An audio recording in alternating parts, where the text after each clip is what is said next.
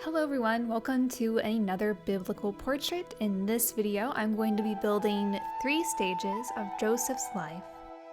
I wanted this build to not just portray him in one stage of his life, but in multiple stages to show the ups and downs that he went through and how God had a plan for him all along. In the first segment, I'm building him with his coat of many colors, probably what he is best known for, which is a coat his father, Jacob, gave to him, because, let's be honest, he was a favorite child. His father favored him above all of his brothers, so he gifted him with this very fancy-looking coat, and his brothers naturally got very jealous of their father's affection toward Joseph. It didn't help that Joseph had a couple of dreams that one day his brothers would all bow down to him. That infuriated them all the more, and they plotted to get rid of Joseph. That is what this first segment is about, and it's pretty basic in terms of organics. He doesn't have the most dynamic pose, he's just kind of standing there and looking at his coat. Probably one of the harder things though was the face, because it's hard to get good details at this scale. I could have gone a lot bigger because this was my first organic in 1.19 with all of the extra block height. But I decided not to and just keep it within the normal average size I do for organics, mainly because I know I'm going to be doing 2 organics in addition to this one, and I didn't want to give myself more work than necessary.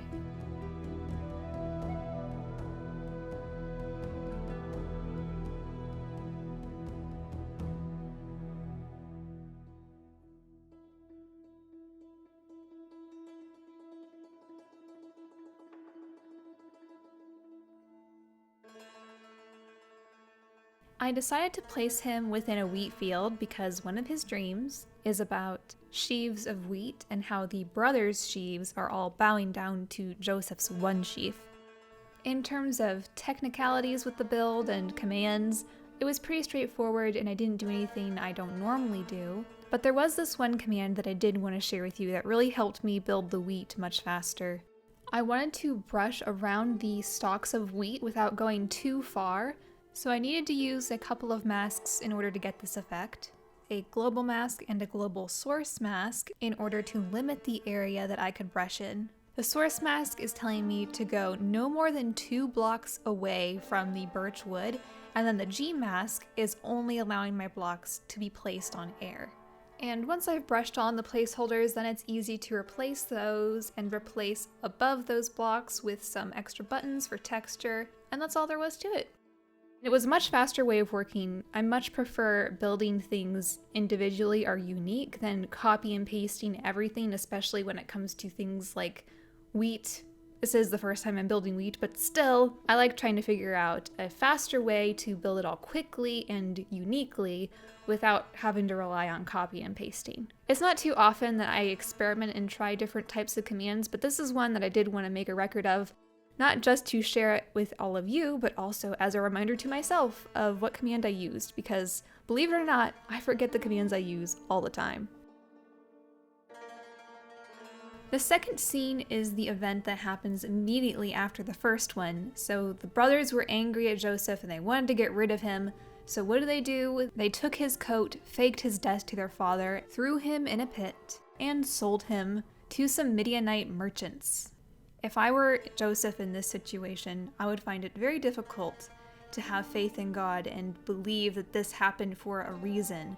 But there's always a purpose for everything that happens to us, the good and the bad. We just have to trust that God knows what He's doing. This segment is the simplest build in terms of there isn't much happening here, but it was the most difficult in regard to the organic.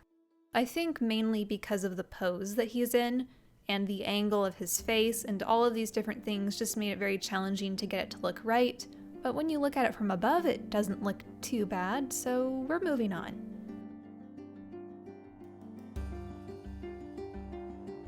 In this final stage, we see Joseph as a ruler in Egypt. So how did he get here? Well, I didn't build all the in-between stages, so here's a quick summary. He was sold into slavery. He was a slave for Potiphar, who was Pharaoh's captain of the guard. He was eventually imprisoned under these false accusations against him. While in prison, God used him to help interpret a couple of the prisoners' dreams, and they actually came true, which allowed him an entrance to Pharaoh one day when Pharaoh needed a dream interpreted. And once again, God helped Joseph interpret Pharaoh's dream accurately in order for them to plan ahead and preserve some food for an upcoming famine. As a result, Pharaoh made Joseph a ruler in Egypt. There is so much more that happened after this, but that is essentially what this third scene is: Joseph as a ruler in Egypt. God used a lot of circumstances to get him here, and he had a reason for all of those negative things that happened to him. This was his purpose, and Joseph was able to be a key role in helping prevent starvation during the famine. There's a lot more that happened that I'm not going to detail in this video, but you can read all about it in Genesis 37 through 50.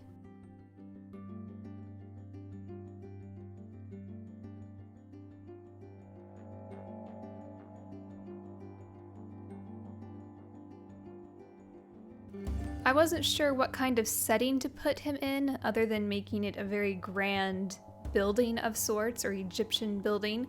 But with this build as a whole, I didn't really want every section to be so sectioned off where you couldn't see the other ones behind it. So I didn't want to build up any walls obstructing from the things in the background. But I did want to add pillars. I decided to put those on the sides so they wouldn't obstruct from the other builds too much. And they add some nice height and dimension to this build, but they also serve as a blank canvas for me to paint some hieroglyphics.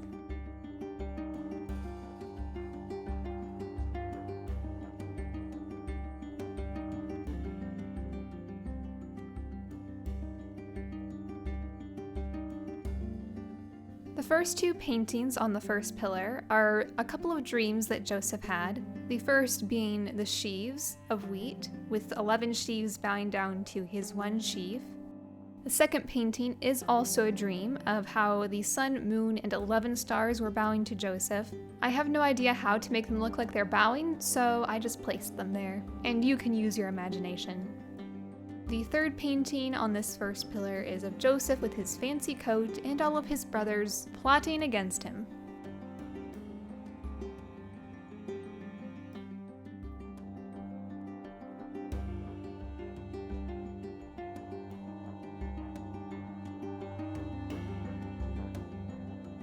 On this second pillar, there are a few more dreams to show. I didn't show every dream that's written in the Bible, but these ones are the ones that Pharaoh had that were about the 7 years of plenty and then the 7 years of famine. The first one is about the thin, sickly cows coming out of the river to devour the fat, healthy cows.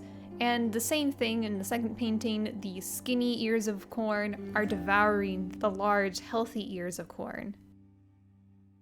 The third painting, I wasn't sure what to do, so I just made it about Joseph again. This time it's showing Joseph in Egypt and him directing the people to store food away during the years of plenty so they'd have enough during the years of famine.